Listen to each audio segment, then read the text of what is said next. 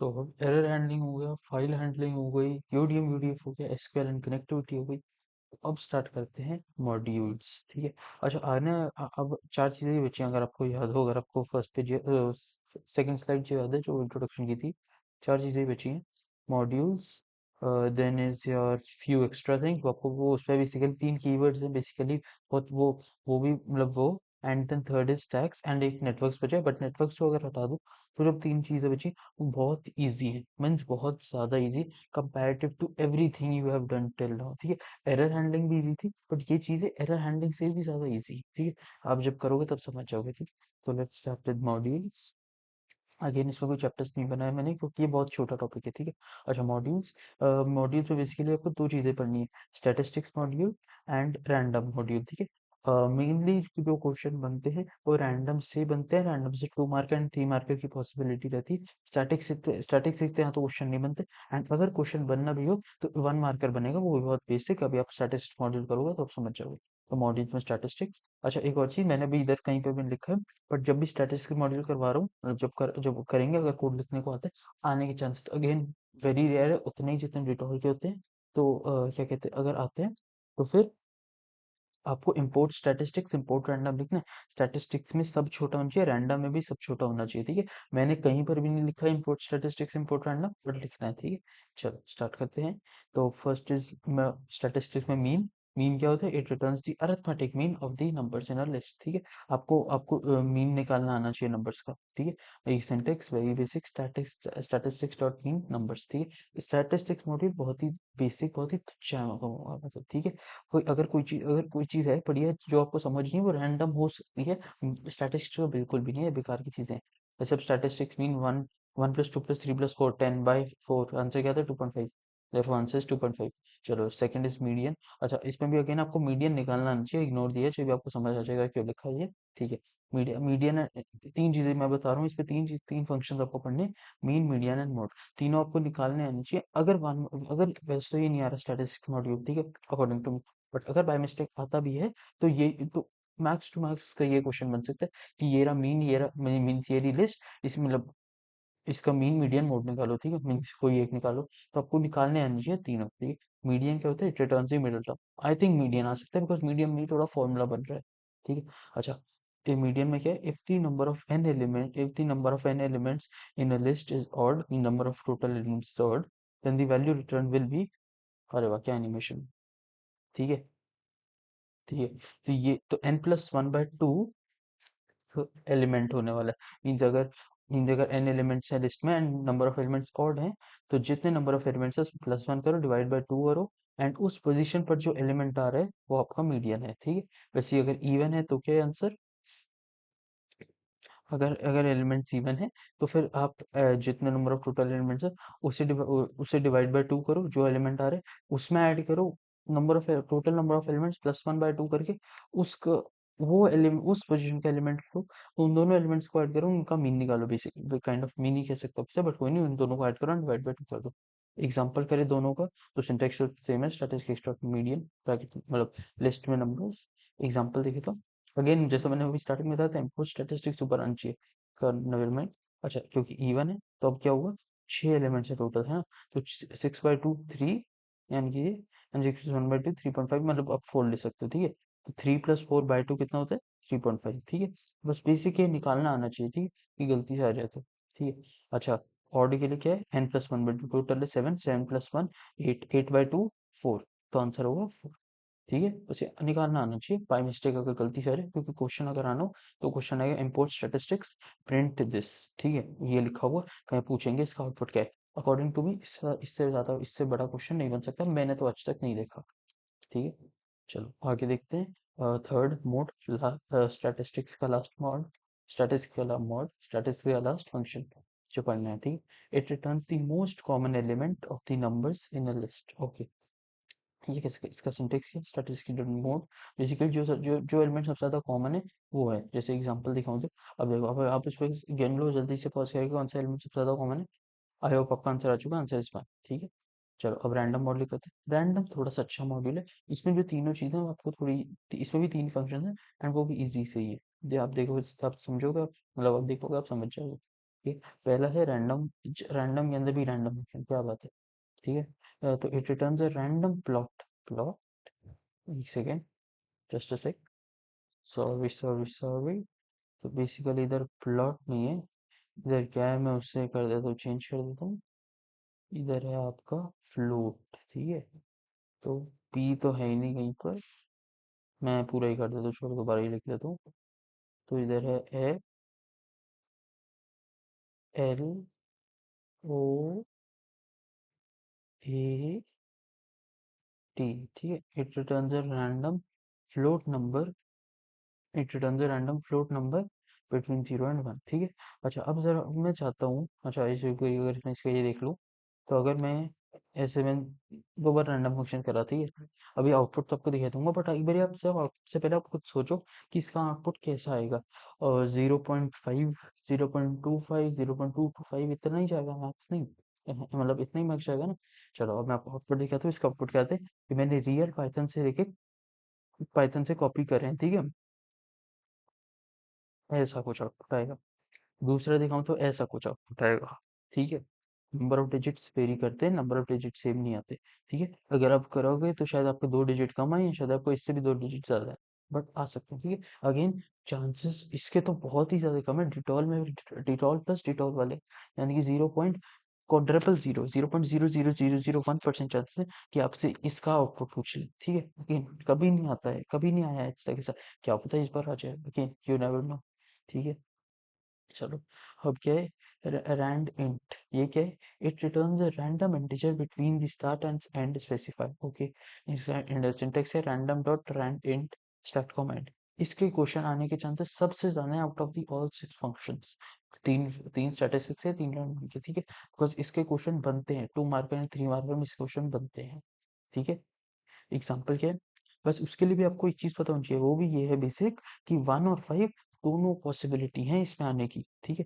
तो अगर मैं आपको आउटपुट दिखाऊं, मतलब 3 है मैंने इसमें डाले हैं, तो पहले का 4 आ रहा है, दूसरे का 5 आ रहा है, तीसरे का 1 आ रहा है। अगेन कुछ भी आ सकता है, 1 और 5 भी आ सकते हैं, ये मेन याद होनी चाहिए, बिकॉज क्वेश्चन ये भी आता है, आया हुआ है इनफैक्ट, कि क्या कहते हैं, ये आपको इसकी बताओ, इससे मैक्सिमम और मिनिमम वैल्यू क्या पॉसिबल है। तो जनरली क्या करते हैं बच्चे, आंसर क्या करते हैं, 2 और 4, ठीक है, विच इज रॉन्ग।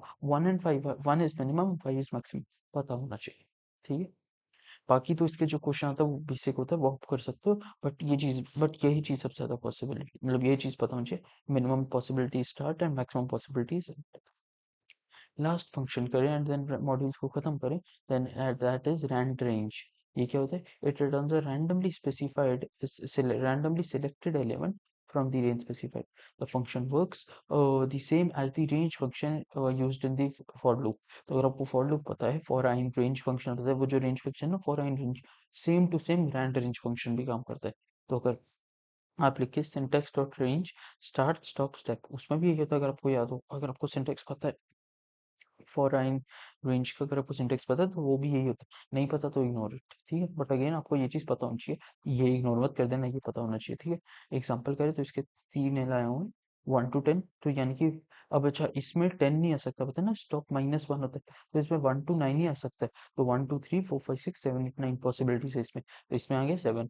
अब इसमें क्या है, 0 to 9 में 2 का स्टेप है, तो 0 2 4 6 8, ये पॉसिबिलिटीज इसमें आने की। तो इसमें आउटपुट क्या आएगा, 6 आ गया आपको, ठीक। अच्छा, इसमें इसमें क्या पॉसिबिलिटी है, 0 3 6 9, ठीक है। 9 से ज्यादा नहीं आ सकता, अगर बाय मिस्टेक इधर 9 लिखा होता, 10 की जगह 9 लिखा होता इधर, तो 9 भी ना पता, बिकॉज ये इस जगह अगर आई होप आपको पता है, स्टॉप -1 होता है, ठीक है। स्टार्ट, जो स्टॉप की जो एक्चुअली एंड वैल्यू होती है स्टॉप -1। तो 10 है, तो एक्चुअली एंड वैल्यू 9 है, इधर 9 है, बट वो 9 तक तो जाती नहीं क्योंकि स्टेप 2 है, ठीक है। लेकिन इधर भी अगर 9 है, अगर 9 लिखा होता तो इस स्टॉप एक्चुअल एंड वैल्यू होती 8, तो आपकी फर्स्ट फिर पॉसिबिलिटी वैल्यूज होती 0 3 एंड 6 ओनली, बट इधर 0 3 6 नहीं है, इधर भी आंसर 6 आ गया, ठीक है। इसी के साथ मॉड्यूल्स होता है खत्म। ओके, थैंक यू अगर आपने पूरा मॉड्यूल्स देखा है। चलो, अब हम क्या करते हैं, अब हम अगला करते हैं। अगला क्या है, oh, next is few extra things, let's start. Few extra things बहुत ही छोटी है, 5 स्लाइड की पीपीटी है, ठीक है। हम्म सो बहुत ही छोटा है, 5 स्लाइड की पीपीटी है, जिसमें से दो स्लाइड तो स्टार्ट और एंड ही है, ठीक है, मीन्स वो तो ठीक है। चलो स्टार्ट करते हैं फिर। अगेन इस पे भी चैप्टर्स नहीं है, बस इसमें आपको क्या करना है, तीन चीजें करनी है। Continue keyword, break keyword and pass keyword. अब इन तीनों को ही जल्दी से स्टडी करते हैं। कंटिन्यू कीवर्ड ये क्या होता है, it is used inside a row, it is loop को रो लिखा हुआ है। क्या बात है, मतलब क्या यही बात है भैया। Hmm, it is used inside a loop,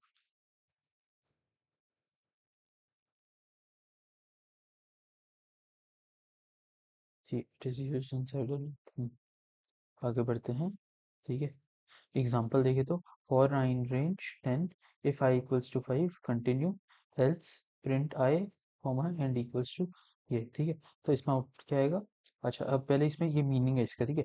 तो बेसिकली कंटिन्यू की अगर कर क्या रहा है, फॉर रेंज पर पहले तो 0 1 2 3 4 आएगा, तो वो तो एल्स वाली कंडीशन में जाएगा, ठीक है। तो it will print 0 to 4 as it is, and when I equals to 5 it skips the current i iteration and print 6 to 9, ठीक है। तो हम तो आउटपुट कुछ आउटपुट कुछ ऐसा होगा। अब देख सकते हैं 5 इधर नहीं है, ठीक है। सेकंड कीवर्ड ब्रेक की बात करें तो ब्रेक क्या है, it is used inside a loop and breaks the loop as soon as it is encountered, ठीक है। अच्छा, इसमें एक चीज पता होनी चाहिए, बाय मिस्टेक गलती से एमसीक्यू बन जाए, so you never know. It is used in many programming language, again chances उतने ही हैं जितने डिटॉर के होते हैं, दैट की क्या कहते हैं, क्वेश्चन ये भी आ सकता है कि which keyword is used in many programming languages. Option में आपको दे दें वो यही तीन कीवर्ड मैं आपको करा रहा हूँ, ठीक है। एक चौथा कोई भी रैंडम सा दे दे, ठीक है। तो क्वेश्चन बन सकता है, बट ओके, नहीं मतलब नहीं बन सकता, यू नेवर नो, क्या पता इस बार ही बन रहा हो, पेपर में हो और मैंने आपको बता दिया था, ठीक है। एग्जाम्पल देखे तो, for I in range 10, if I equals to 5 break else print I. अच्छा, इसके अगर एक्सप्लेनेशन देखे तो, it will print 0 to 4 and when I equals to 5 it breaks the loop. तो आउटपुट क्या आता है, 0 1 2 3 4, ठीक है। 6 7 8 9 प्रिंट हो ही नहीं पाता बिकॉज 5 पे ही ब्रेक हो जाता है, ठीक है। अच्छा, लास्ट पढ़े तो पास कीवर्ड, ये क्या है, it is used inside a loop and it does not do anything, ये कुछ करता ही नहीं है, खुल बैठा रहता है बस, ठीक है। अच्छा, it is used for testing purposes then do nothing, ठीक है। अच्छा, अगेन यू नेवर नो, क्या पता ये क्वेश्चन आ जाए, ठीक है। Which keyword is used for testing purposes, हाँ एक्चुअली ये आ भी सकता है, इसकी डेटॉल वाली नहीं है, इसकी डेटॉल से जरा सी ज्यादा है, इसकी 0.2% है, 0.1 नहीं है, ठीक है। ओके, सो मे बी ये बन रहा हो, ठीक है, ये क्वेश्चन में आ रहा हो, ठीक। फॉर आई रेंज 10 पास, ठीक है। इससे इसलिए क्या करते हैं, does not do anything, output क्या है, कि कुछ भी नहीं है, कि मैंने तो अंडरस्कोर टाइप करा हुआ है, बट इसका जो आंसर आउटपुट आता है वो अंडरस्कोर भी नहीं आता, वो कुछ नहीं आता है, ठीक है, पता होनी चाहिए। ओके, चलो थैंक यू सो मच, अगर आपने फ्यू एक्स्ट्रा थिंग्स में पूरी करी तो फिनिश किया। अब हम लास्ट 2 चैप्टर, हमारे सब 2 चैप्टर्स बचे हैं, सो लेट्स डू स्टैक्स। अच्छा, ये स्टैक्स का एक 4 मार्कर जनरली बनता है, so okay. Stacks stacks stacks भी बहुत छोटा है, बहुत बेसिक है, बहुत इजी है, ठीक है। जितना इजी आपको पिछले दो लगे मॉड्यूल्स और ये लगे, उतना इजी ये है, ठीक है? चलो बेसिक से स्टार्ट करते हैं। बेसिक स्टैक्स क्या होता है, stack is basically a list implemented with LIFO. LIFO क्या होता है ये समझते हैं। लीफो के चारों के वर्ड, अच्छा ये चीज पता होनी चाहिए, ये चीज याद होनी चाहिए, नेवर नो ये क्वेश्चन आ जाए, व्हाट इज अ स्टैक, यही आंसर है उसका, ठीक है। और लिफो का आपको मीनिंग बताना है, एल क्या होता है, L represent last, in first, out. अच्छा, अब उसके लिए मैं आपको एक चीज बताना चाहता हूँ, ठीक है। चीज ये है, इमेजिन करो कि जब मैं आपको स्टैक समझा रहा हूँ बेसिकली, ठीक है। इमेजिन करो आपके पास आपका एक हाथ जेब में है, ठीक है। आप आलसी इंसान हो, अब आपका एक हाथ जेब में है और आपका एक ही हाथ है, आप अपना काम करने वाले, ये, और वो काम भी क्या है, आपके आपके सामने एक बॉक्स है, आपको उसके अंदर बुक्स डालनी है, ठीक है। लेट्स से उसके अंदर ऑलरेडी 3 बुक्स डली हुई है, सबसे नीचे फिजिक्स की बुक, उसके ऊपर है केमिस्ट्री की बुक, उसके ऊपर है मैथ्स की बुक। तो अगर आपको कोई बुक डालनी है, तो वो आप कौन सी पोजीशन पर डालोगे, मैथ्स के ऊपर डालोगे जो सबसे ऊपर है, उसके ऊपर डालोगे, जो फिजिक्स है जो सबसे नीचे उसके नीचे डालोगे, या हम बीच में कहीं डालोगे, एक ही हाथ आप यूज करने वाले हो और डब्बे के अंदर डाल रहे हो। आई होप आपने यही बोला हो कि मैं मैथ्स की बुक के ऊपर डालूंगा, ठीक है। इसको अगर मैं इसका मतलब क्या है, आप कोई भी अगर मतलब अगर मैं इधर आ जाऊँ कोडिंग में वापस आ जाऊँ, तो अगर आप कोई भी एलिमेंट ऐड कर रहे हो स्टैक में, ठीक है, स्टैक इज बेसिकली लिस्ट, ठीक है, स्क्वायर ब्रैकेट, तो कोई भी आप एलिमेंट ऐड करो तो लास्ट में ही करोगे, ठीक है। सबसे पहले अगर मैं वापस सुनाऊँ फिजिक्स वाली, तो फिजिक्स की सबसे आपने पहले डाली तो physics is the first element, chemistry is the second element, maths is the third element. अब आप जो एलिमेंट डाल रहे हो वो मैथ्स के ऊपर डाल रहे हो, यानी कि maths is the last element slash fourth element, ठीक है। चलो, अब दोबारा एक और चीज़ बताओ मुझे। अगर वही आपके पास डब्बा है, अगेन आपके से एक ही हाथ है, मतलब दूसरा हाथ जेब में है, ठीक है। तो फिजिक्स की बुक है, केमिस्ट्री की बुक है, मैथ्स की बुक है, इसी ऑर्डर में, फिजिक्स सबसे नीचे, मैथ्स सबसे ऊपर। फिर आपको अब एक ही हाथ से कोई बुक निकालनी है। आप कौन सी बुक निकाल सकते हैं? Physics, chemistry, maths. I hope आपने मैथ्स ही बोलो, क्योंकि आप एक हाथ से वो ही निकाल पाओगे सही से, ठीक है। अगेन अब ये जो भी चीज़ आपने बोली है ना, अब अगर मैं, अच्छा एक सेकंड, अगर आगे जाने से पहले अगर हम इस चीज़ को कोडिंग में कन्वर्ट करूँ तो, अगर आपको कोई लिस्ट में से कोई एलिमेंट निकालना है तो आप कौन सा एलिमेंट निकालोगे? Last element. बस यही चीज़ आपको इधर भी याद रखनी है, ठीक है। Therefore an element can only be added at the last and the only element that can be treated, wow, treated। अच्छा ये इसे भी मैं सही कर दूं। हर हर में कुछ ना कुछ प्रॉब्लम तो हो ही रही है, ठीक, क्योंकि मैं इतना इतना इतना समझदार जो हूँ, अब मैं क्या ही बोल, कितनी तारीफ कर सकता हूँ अपनी। दैट कैन बी रिमूव,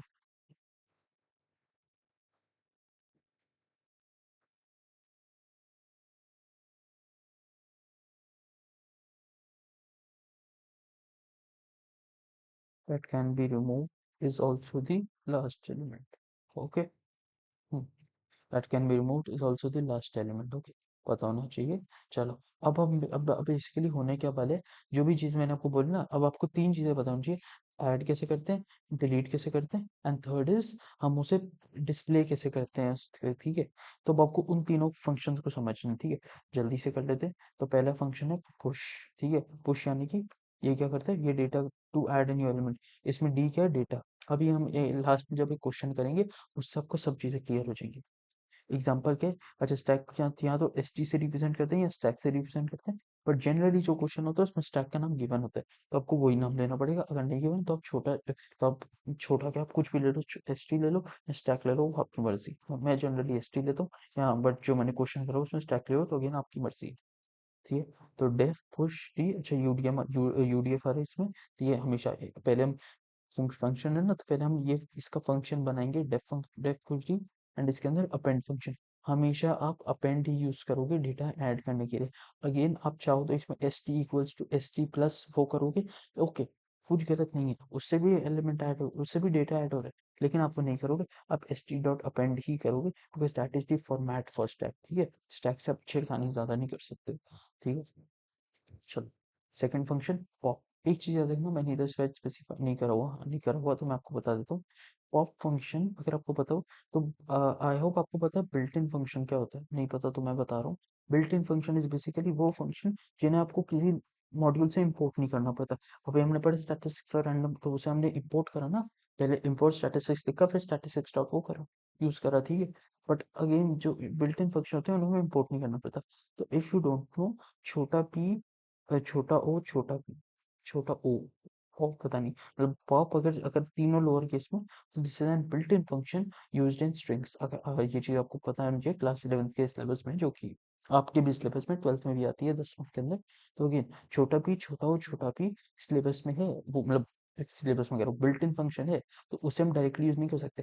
तो इसमें आप कोई भी फंक्शन, कोई भी केस ऊपर या नीचे कर लो, बट तीनों छोटे नहीं होने चाहिए। आप चाहो तो तीनों बड़े कर सकते हो, लास्ट वाला पी बड़ा कर सकते हो, आपकी मर्जी है। ये दोनों पी छोटे ओ बड़ा कर सकते हो, आपकी मर्जी है, लेकिन तीनों छोटे नहीं होने चाहिए, ये बात आपको पता होनी चाहिए, ठीक है। इसमें डी क्यों है, इसमें डी तो होना ही नहीं चाहिए। ओ माय गॉड, वाओ, ठीक है। ये इसका जो इसमें कोई आर्गुमेंट नहीं होता फंक्शन में, ठीक है। ये क्या होता है, to delete an element, example देखे तो डेफ पॉप इफ स्टैक, अच्छा इसमें आपको एक कंडीशन लगानी जाती है, क्योंकि अगर आप स्टैक एम्प्टी होगा तो आप कैसे डिलीट करोगे।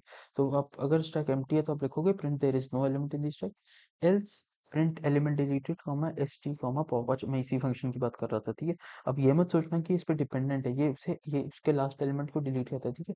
बेसिकली पॉप फंक्शन क्या करता है, पॉप फंक्शन का काम ये होता है, अगर आपने कोई आर्गुमेंट पास नहीं करा, जो कि आप नहीं करने भी नहीं वाले, तो ये करेगा ये कि आप वो लास्ट एलिमेंट को अपने आप डिलीट कर देगा, ठीक है। अच्छा, थर्ड एंड लास्ट फंक्शन पढ़े तो ट्रैवर्सल। ट्रैवर्सल क्या का मतलब है, अच्छा अच्छा आप खुद सोचो, अगर आपको अगेन अच्छा अब एक उस वापस आते हैं बुक्स वाले पे। अगर आपको एक एक करके बुक सारी निकालनी है, आप कैसे निकालोगे? सबसे पहले अच्छा फिजिक्स सबसे नीचे, केमिस्ट्री मीडियम में, मैथ सबसे ऊपर। सबसे पहले क्या निकालोगे? सबसे पहले फिजिक्स निकालोगे फर्स्ट। सबसे पहले फर्स्ट बुक निकालोगे यानी कि फिजिक्स निकालोगे, फिर केमिस्ट्री, फिर मैथ्स निकालोगे। या सबसे पहले मैथ्स निकालोगे, फिर फिजिक्स फिर केमिस्ट्री निकालोगे, फिर फिजिक्स निकालोगे। हाँ, सबसे पहले तो मैथ्स निकालोगे, फिर केमिस्ट्री, फिर फिजिक्स, यानी कि सबसे पहले लास्ट उसके एंड देन सबसे आखिरी में फर्स्ट एलिमेंट निकालोगे ना। देखो फर्स्ट टू लास्ट हमें नहीं शो करना। हम अरे वाह क्या एनिमेशन! हमें लास्ट टू फर्स्ट प्रिंट करना है, ठीक है। इसका मतलब है डिस्प्ले तो हमें डिस्प्ले करना है, ठीक है। फंक्शन नेम डिस्प्ले है, ट्रावर्सल तो मीनिंग है, ठीक है। नहीं पता तो बता दूं। डिस्प्ले लिस्ट के एलिमेंट्स को डिस्प्ले करने में किसी भी चीज के एलिमेंट्स को एक एक करके डिस्प्ले अगर करते हैं उसे ट्रावर्सल कहते हैं, ठीक है। एग्जाम्पल देखे तो and again what is traversal नहीं आने वाला, सिर्फ ऐसे ही बताया है, ठीक है। फंक्शन नेम डिस्प्ले, ठीक है, to def display, for i in अच्छा फॉर लूप है, लेकिन अब इधर ध्यान से देखो, ये मैंने रिवर्स करा है वो उसको आपकी स्टैक को, क्यों? ताकि लास्ट एलिमेंट सबसे पहले आए, ठीक है, इसीलिए। अच्छा इसका फॉर्मेट भी यही होना चाहिए, आपको याद होना चाहिए। आई कॉमा, ये हाइफन ग्रेटर देन का साइन, यही होता है, मैंने नहीं बनाया, यही साइन होता है। और एंड आपको लगाना है, एंड कुछ नहीं होता है। अगर आपको आय होगा, आपको पता है एंड क्या होता है, नहीं पता तो बता दूं। जब भी प्रिंट फंक्शन होता है तो आप एक एंड बाय डिफॉल्ट, अगर आप नहीं, क्योंकि हम जनरली एंड तो एंड नहीं लिखते, end by default backslash n होता है। तभी अगर आप प्रिंट के बाद अगर कुछ ना लिखो तो अगली बार कुछ भी प्रिंट होता है तो वो अगली लाइन से होता है automatically, because end is backslash n automatically by default. तो अगर आप एंड स्पेसिफाई कर दो कुछ तो फिर वो अगली लाइन में नहीं जाएगा। फिर तो बेसिकली इसका आउटपुट कैसे आएगा, मैं लिख नहीं रहा बट ओके। आउटपुट कैसे आएगा, लेट्स से स्टैक के अंदर है ABCD, ठीक है, तो फिर आउटपुट आएगा ABCD के फॉर्म में। So what I was saying that, मैं कह रहा था कि ये मैंने गिवन है फॉर्मेट ऐसा ही होता है। तो अगर एक लिस्ट एक स्टैक है जिसमें ABCD एलिमेंट है तो वो कैसे प्रिंट होगी, A hyphen greater than B hyphen greater than C hyphen greater than D hyphen hyphen greater than का साइन, ठीक है। ऐसे प्रिंट होते हैं वो, यही फॉर्मेट है, ठीक है, पता होना चाहिए, याद रखना ये चीज, ठीक है। चलो अब क्या कहते हैं, एक और आपको दो और चीजें पता होनी चाहिए। अब आपको दो और चीजें पता होनी चाहिए, that is these two. First is overflow, ये क्या होता है? अच्छा आपको सिर्फ उनकी बेसिकली सिर्फ डेफिनेशन बताओ, आना हो तो MCQ में आ सकता है, डेफिनेशन आपको याद करने की जरूरत नहीं है, ठीक है।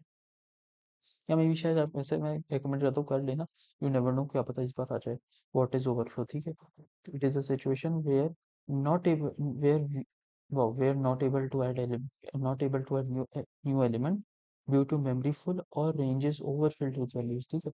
तो ओवरफ्लो का कोई मैं आपको कोई एग्जांपल नहीं दे सकता, बट अंडरफ्लो का मैं आपको दे सकता हूँ। जो सेकंड चीज आपको पढ़नी, that is it is a situation where there is no element left and we still wish to remove an element और डिस्प्ले दी लिस्ट, ठीक है। सो रिमूव वगैरह को एलिमेंट करना, तो आप जो कंडीशन डाल रहे थे ना जो अभी पॉप में करी थी, वही कंडीशन अंडरफ्लो की बेसिकली कंडीशन हो जाती है, ठीक है। चलो अब एक क्वेश्चन करते हैं। अरे वाह क्या क्या बनाई है मैंने, क्या बात है! मैंने खुद बनाई है शेप से, सबको बता रहा हूँ। Never mind, coming back. तो write a program to implement all the operation of the stack on the data given below, ठीक है। तो बेसिकली बताया क्या है कि ये अब जो स्टैक है, स्टैक के अंदर बहुत सारी लिस्ट है, ठीक है।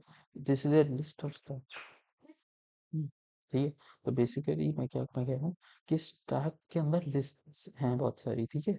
लिस्ट्स हैं बहुत सारी, ठीक है। तो this is stack of lists, ठीक है। तो बेसिकली लिस्ट का वो जो इनर लिस्ट है उसमें उसमें ये है 1 नेम मार्क्स और फ्लोट, ठीक है, ये इंपॉर्टेंट है, ठीक है।